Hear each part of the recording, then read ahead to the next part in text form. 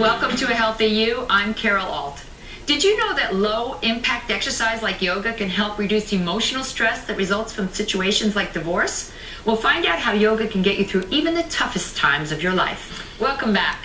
We've discussed the mental and physical benefits of yoga many times in the show, but my next guest has found that yoga can actually help us heal after painful losses such as divorce, breakups, and job layoffs. Here with me now to talk about her workshop, Yoga for Getting Over It, is Lisa Kirchner, author of Hello American Lady Creature, and Kathleen Flynn, one of Lisa's students who's benefited from her class. Actually, Lisa, I'm going to go right to Kathleen because I'm a little skeptical because something like a death, for example, or a divorce, which can feel like a death, can be so devastating. How did you find Lisa, and how did you find the class helped you get over your loss? Well, I lost my soulmate, and I found that all the pain went into one of my discs, and all of a sudden I couldn't stand up straight. And Lisa helped me release some of those emotions and heal body, mind, and spirit.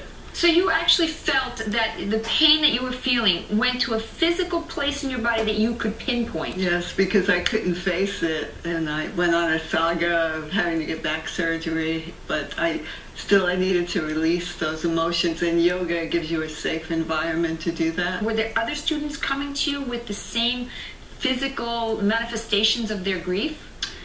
Well, I started the practice when I was living in Qatar, the Persian Gulf, and I didn't know that I was about to go through a big emotional trauma and upset, but I did notice that whenever I was practicing, I started to have some emotional responses on the mat, and my teacher explained that some of the postures actually do create these emotions in the body.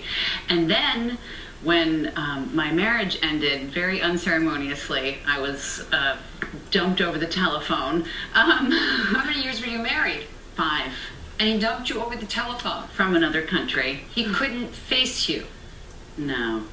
No. So it's devastating twice because you don't even have the ability to face your, basically, accuser at the same time as that loss. And did you have a physical manifestation of that grief? Well, I was in a country where I was very isolated. I didn't have a lot of friends, and I was working a lot, and the yoga practice is what really helped me to be able to sleep, to be able to eat, and to be able to get through it with some dignity. Why? What did you find in yoga that helped you, and how did you connect it to the yoga? Well, as I said, I'd had these experiences where I was doing a lot of Ashtanga, and that's a lot in what I was doing of forward folding, and I was getting very sort of morose and sad, and forward folds bring out toxins, physical, mental, and emotional toxins that are stored in the hips, and that's why sometimes you have an emotional response when you're doing that pose. And then what I discovered was I needed to move beyond that. And so I actually moved to India to study yoga and meditation, and I started finding other practices that could help. So it wasn't just the physical postures. The physical postures enabled me to find stillness and to be able to be still. And then I was able to really allow the experiences to sort of wash through me. And I wouldn't have gotten there without the yoga. And through the practice, I also discovered the real joy in the practice. So a lot of what I started incorporating were twists and inversions and back bends, and that's taken me to my happy place. Okay.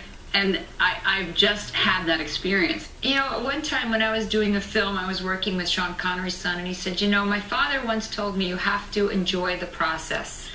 And I think many of us speed through life, and we don't take the time. We think, okay, we're grieving, we're going to get through this grief, let's work a lot, let's just push it to the side and not deal with it. And I find when you push grief to the side and you don't deal with it, it actually has a physical ill effect on our health. Yes. Did you find that as well? Well, yeah. In my 20s, I had a similar sort of devastation where my partner, also of 5 years, died unexpectedly. And I didn't face it with the kind of healthy approach. I took the more shame spiral of drinking and, you know, not great behavior. And I lost years. And then I had a choice to make this time. Again, I could either move toward the solution or move toward the problem.